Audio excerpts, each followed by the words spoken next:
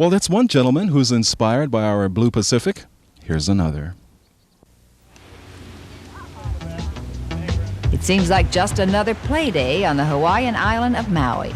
But while tourists soak up the tropical sun, one man is hard at work.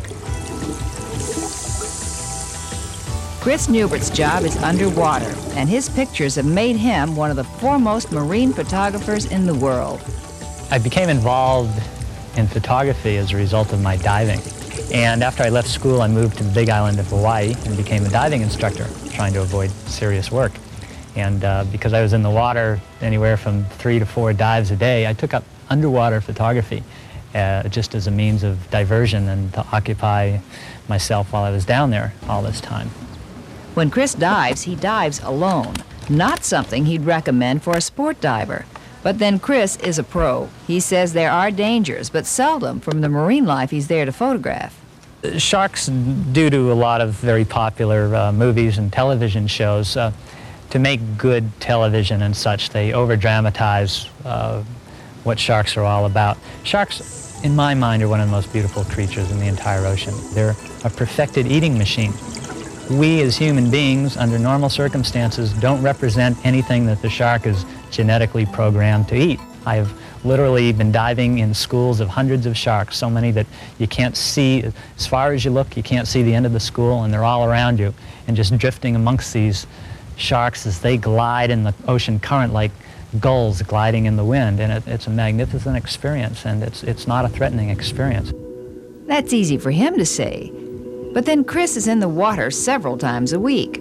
His commercial work has taken him all around the world. But some of his favorite water is right here in Hawaii. Otherwise, I'd say Molokini, because the crystal clarity of the water, the 200-foot visibility, there is some vertical relief, and there are lots of tame fish. Molokini is a small volcanic island off the south coast of Maui, and one of the island's more popular scuba sites. The sunken crater is a natural aquarium of coral and exotic creatures. I try not to pre-formulate any ideas in my mind about what I am looking for. Most of the time when I'm reef diving, I try and keep my options open, try and respond in a natural way to the animals, the flora and the fauna that I might encounter. The ways that different kinds of sea life interact offer endless possibilities, like this tiny blenny hiding in coral. But some of Chris's most exciting photographs have been taken in the middle of the night. Several miles offshore at 200 feet below the surface, Chris captures some of the most unusual sights on Earth. The boat is drifting alone somewhere up on the surface, and you're drifting in this coal-black ocean in the middle of the night, a million miles from nowhere. As a result, and the real attraction to me, is that I'm photographing animals that in most cases have never been photographed before. And these are bizarre-looking creatures. Much of Chris's work for the past 10 years is found in his book, Within a Rainbow Sea. It received so much acclaim it was even presented by President Reagan to the Emperor of Japan as a gift of state. The spectacular images seem to take you right into the colors and textures of another world. The experience of diving next to a 50-foot whale that weighs 90,000 pounds. So close to it, you feel like you can feel the blood rushing through its veins.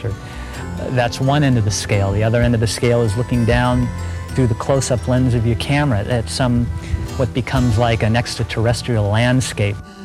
Chris's work was recently part of the Marine Art Expo held at the Maui Intercontinental Wailea, an annual celebration of art created by America's most prominent marine artists.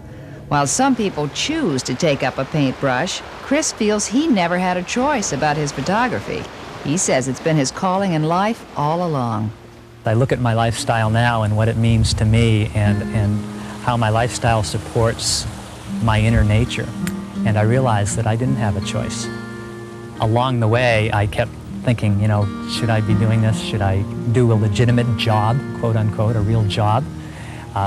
So I was kind of deciding whether I had this choice. I look back on it now. I never had a choice. This is me. This is what I was meant to do.